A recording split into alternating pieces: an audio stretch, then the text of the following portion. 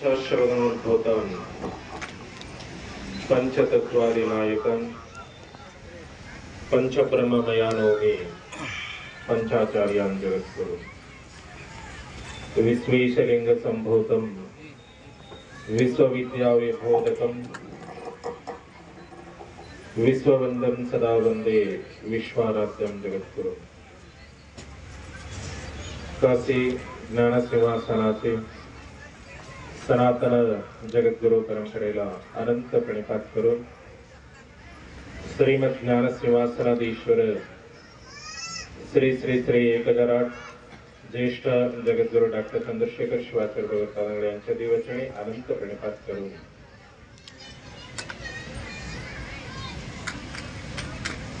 आज योगी सिद्धरामेश्वरांच्या पुण्यनगरीमध्ये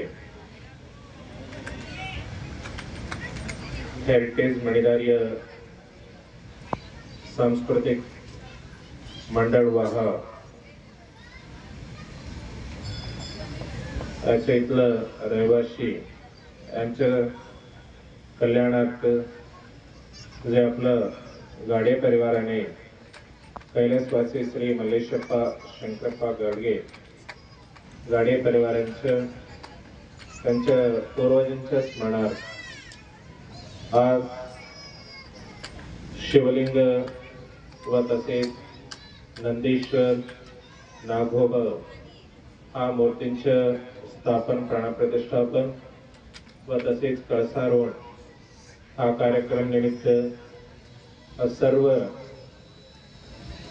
स्थापनाचे विधिविधान संपन्न केलेले आणि धर्मसंदेश दिलेले आपलं नागेश्वरचे मठाध्यक्ष सडस्थलब्रह्मी श्रीकंठ शिवाचार्य स्वामीजी व तसेच व्यासपीठावर उपस्थित असून आपला धर्मसंदेश दिलेले श्रीमंत निरंजन प्रणव स्वरूपी डॉक्टर शांतलिंगेश्वर शिवाचार्य स्वामीजी विरक्तमठ दुधनी व तसेच हा कार्यक्रमामध्ये उपस्थित असून आपला धर्मसंदेश दिलेले श्री सडस्थलब्रह्मी अभिनव सूत्रेश्वर शिवाचार्य स्वामीजी आचलेरी ब्रह्मठ संस्थानचे मठाध्यक्ष व तसेच सर्व गाडे परिवारचे सर्व सदस्य मंडळी जे आपला गुरुशांतजी आणि शंकर आणि तसेच सिद्धण्णाजी व तसेच हा व्यासपीठावर उपस्थित असलेले आपलं वकील पाटीलजी व तसेच सर्व शास्त्रीजी आपलं बसराज शास्त्री धरून सर्व शास्त्री मंडळी आणि उपस्थित सर्व माता भगिनी समस्त सद्भक्त मंडळी, समय खूप झालेला आहे. आपलं पोटातलं शिव जागलेला आहे. म्हणजे आता पोटातल्या शिवांना दर्शन तर झालेले, महाशंकराच्या दर्शन आपण घेतलेला आहे.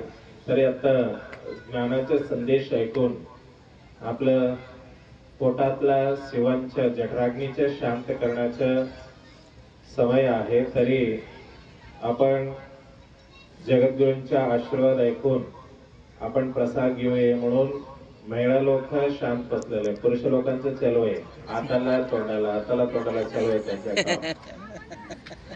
म्हणजे त्यांनी म्हणजे अगोदर महिला लोकांच्या जे दररोज त्यांना सवय असतो त्यांनी नंतर जेवतील, आम्ही अगोदर जेवून शांत बसू म्हणून. काही लोक बसलं, काही लोक गेलेले आहेत, त्यांच्याच काम संपले, त्यांच्याच सकाळीच काम असतं. त्यांनी जे काय काम नियोजन वर्गाने सांगितलं ते काय सगळं काम केलेलं आहे. आता महिला लोकांचे त्यांच्या नंतरचे काम करू दे म्हणून त्यांनी तुम्हाला सोडून त्यांनी जेवलेलं आहे. आता काय करायचं, आम्हाला सोडून जेवले म्हणून रात्रीचे जेवण उपास घालायचा. असं ते समय जास्त झालेले आहे. आपलं आज 2 कार्यक्रम होता. आता नागेश्वरकर महाराजांना सांगितल्याप्रमाणे कोरोलीमध्ये जे आपला मंगळवेढ्यात कार्यक्रम होते, जेव्हा आमंत्रण द्यायला हा इथलं जे आपलं तीर्थाचे बिराजदार आणि सर्व मंडळी आपल्याकडे आले होते, तेव्हा आपण म्हणले की नाही, एका दिवसात 2 कार्यक्रम आहे. सकाळी जे आपला कोरोलीला दिलेला आहे तो आपण संपून राईट आम्ही 1 वाजता इथं येणार आहे म्हणून आम्ही सांगितल्याप्रमाणे जे अगोदर नागेश्वरकर महाराजांना आपण पाठवलं. अगोदर आम्ही असं नियोजन केले होते की नागेश्वरकर महाराज सुद्धा आमच्या सोबत तिथंच होते. म्हणजे आपला अचलकर महाराज आणि दुधनीकर महाराज आहे, त्यांनी दोघं जे स्थापन विधिविधान आहे ते करून देतील, नंतर आपण निवास जाऊये असं आपण नागेश्वरकर महाराजांना सांगितले होते. तरी महाराज लोक यायला त्यांच्या पण उशीर झाला म्हणून आम्हाला जेव्हा फोन आलं तेव्हा आपण म्हणलं नागेश्वरकरांना अगोदर तुम्ही सकाळी म्हणजे अगोदर जावा, तिथं जे काय विधी आहे ते करून घ्यावा. आपण अवश्य येणार 1 वाजतापर्यंत आपण अवश्य येणार म्हणून आपण सांगितल्याप्रमाणे आपण 1 वाजता इथे एकाच्या अगोदरच 10-15 मिनिट अगोदरच आलं ना. म्हणजे आपण इथं आलेलं आहे. आपण सर्व जे सकाळीपासून वेगळा वेगळा विधी जे होते सर्व विधी करत करत महिला लोक आपलं काम भरपूर आपण सेवा केलेला आहे. आपल्या गाडगे परिवाराने जे मल्लेशप्पा गाडगेजी त्यांनी आता सांगितल्याप्रमाणे घरोघरी धर्म प्रचार त्यांनी केलेले, घरोघरी पोहोचण्याचे काम कोणी केले असेल तर ते आपल्या मल्लेशप्पा गाडगेजीने केलेल्या गाडगे परिवाराने म्हणजे ज्येष्ठ आपण शिवाचार लोक जे काम आपण करतोय तो काम आपला ग्रस्त असून आपल्या मल्लेशप्पाजींनी केलेले आमच्याकडे सुद्धा पत्र आहे. आम्हाला माहित नव्हतं, त्यांना जे लिंगिक झालेलं आम्हाला माहित नाही. आता परवा कार्यक्रमामध्ये आपण सांगितलं तेव्हा आम्हाला थोडा माहित झालं. म्हणजे आता आजच आम्ही दुधनीकर महाराजांना विचारलं कधी लिंगिक झालं त्यांचं, आता 2-3 वर्ष झालं म्हणून महाराजांना सांगितलं. म्हणजे असं त्यांनी घरोघरी आपलं जे सनातन धर्माचं प्रचार प्रसारण त्यांनी ग्रस्त असून सुद्धा आपलं जे पारतंत्रिक म्हणजे जे पारतंत्र ग्रस्त असून पारतंत्राचे काम जे आध्यात्माचे काम त्यांनी आपलं आयुष्यभर केलेलं आहे. त्यांचे जे एक संस्कार ते घरावरी फक्त त्यांनी न करता घरोघरी त्यांनी धर्मप्रचार केलेला आहे. तरी अगोदर स्वतः घरामध्ये धर्माचं स्थापन केलेलं आहे. म्हणजे आता त्यांच्या चिणकुळी जे नाते आहे त्यांनी त्या फक्त संस्कृत श्लोक म्हणणारे खूप सारे लोक भेटतील, म्हणजे बाळा भेटतील.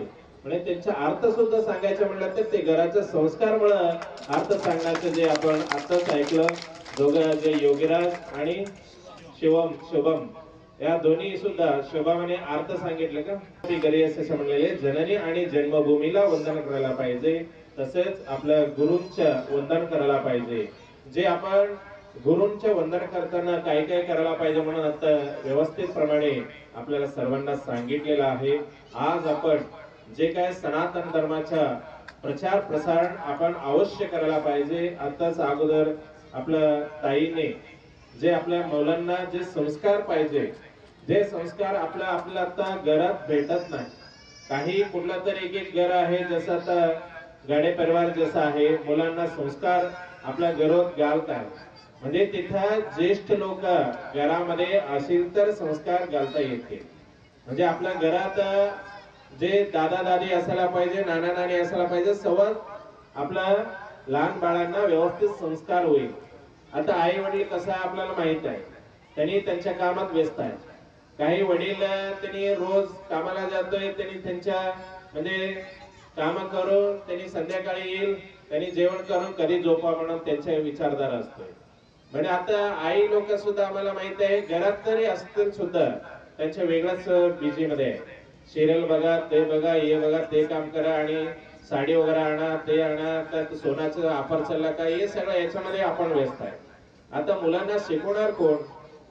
म्हणजे आता अगोदर तुम्ही बघा ज्यांच्या घरामध्ये जे जॉईंट कुटुंब आपला कन्नडमध्ये म्हणतात तुंबिद कुटुंब, म्हणजे आपण जे घरात सगळं नाना नानी असायला पाहिजे, दादा दादी असायला पाहिजे, त्यांच्या भाऊ असायला पाहिजे, मोठप्पा आपण जेणे म्हणतोय ते काय म्हणतात त्याला भाऊ, बाबा वगैरे, हे सगळं एका घरात जेव्हा असलं, जरी मुख्य करून जे ज्येष्ठ लोक आहे, जे बुजुर्ग लोक आहे, त्यांनी जेव्हा आई दादा दादी असेल तर त्यांनी काय करतात, त्यांचं काम काय नसतं.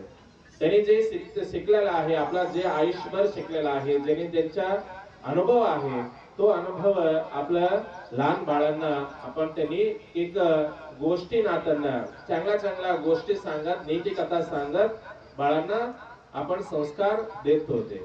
आता कुठे आहे आम्हाला माहित आहे. आता दादा दादी खेडेगावात सोडून आपण कामानिमित्त या मुलांचं शिक्षण निमित्त म्हणून आपण सिटीमध्ये येऊन बसलो. सिटीमध्ये ज्यांनी काही लोक येण्याचे इच्छुक असतात, इथं जागा नाही, ते नाही, हे नाही म्हणून त्यांना तिथंच सोडतो आपण. काही लोक तुमची जागा असतो, त्यांना बोलवलं तर त्यांनी म्हणतो माझ्या मन तिथं लागत नाही, माझ्या मन माझ्या खेडेगावात लागतं, इथंच राहू दे म्हणून त्यांनी तिथंच राहणार. असं परिस्थिती आहे. हा परिस्थितीमध्ये मुलांना व्यवस्थित संस्कार घडत नाही.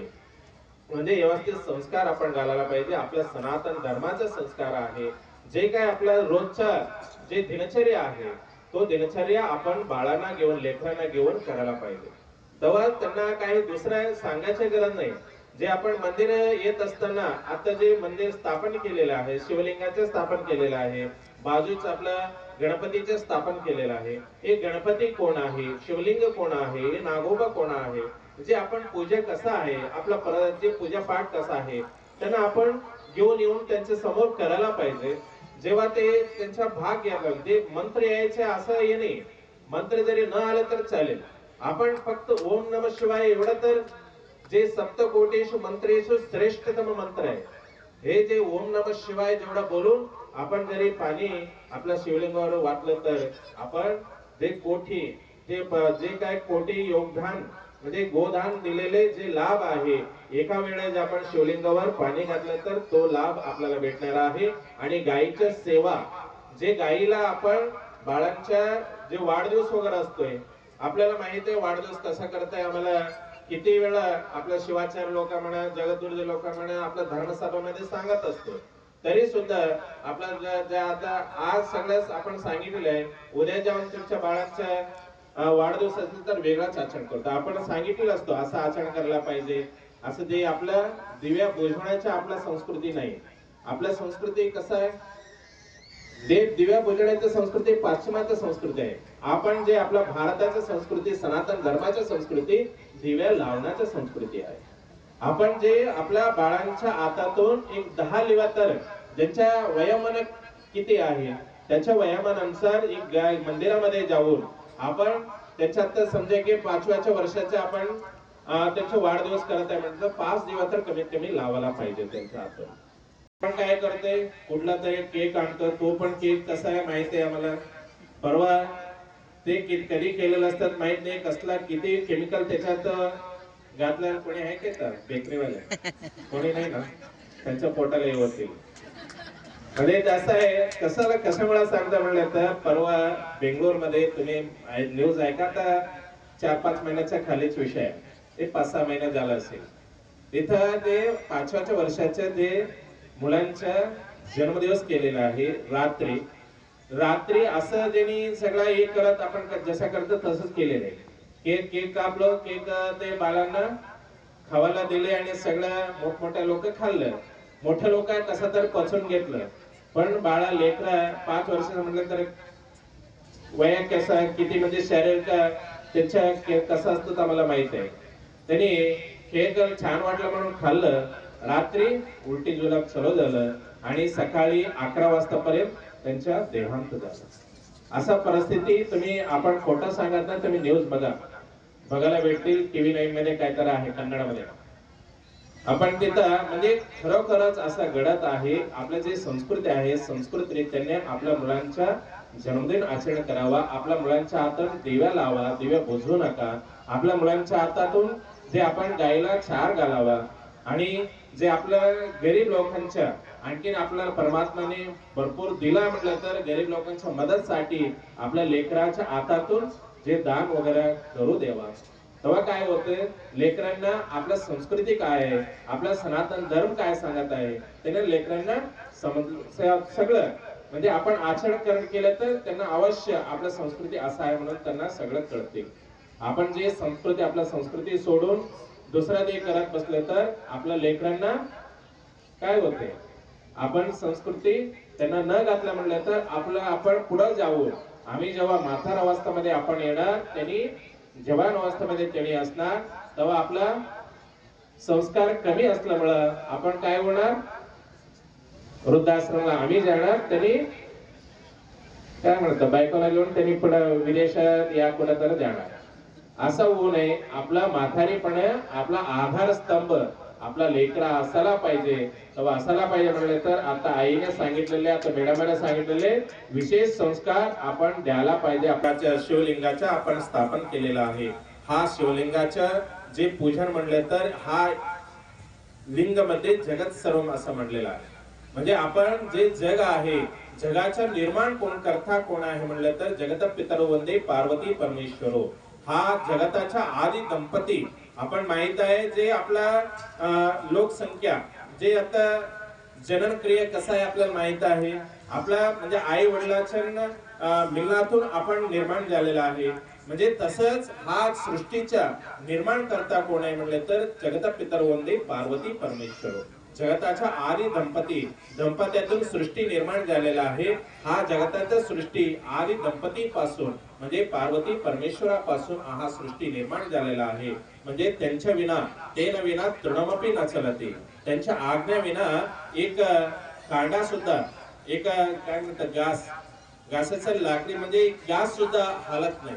त्यांच्या आज्ञा असायला पाहिजे तेव्हाच त्या घास हलतील. नाहीतर आम्ही किती प्रयत्न करा, एक पंखा लावू शकतो आपण, किती एक 100 मीटर पर्यंत आपण मोठा पंखा लावला तर 100 मीटर पर्यंत जाते, तरी मोठा वारा आला की आपणच उडून जाते. असं म्हणजे लोकांच्या आपण किती सारी सायंटिफिकली किती सारे डेव्हलप केलं तर सुद्धा त्यांच्या समोर आपल्या डेव्हलप काही नाही. आपण किती आपला अर्थक्वेक भूकंप आला तर आपला घर पडू नये म्हणून किती किती मोठा सळ्या गावून काही नियोजन करून आपण बिल्डिंग बांधलेलं असतं. पण त्यांच्या एक निमित्त आहे, म्हणजे एक लिमिट आहे. लिमिटेच्या पेक्षा जास्त भूकंप जरी परमात्मा केलं आपण आपलं काय म्हणतो इस्रायल सुद्धा तिथं पेखा पडते.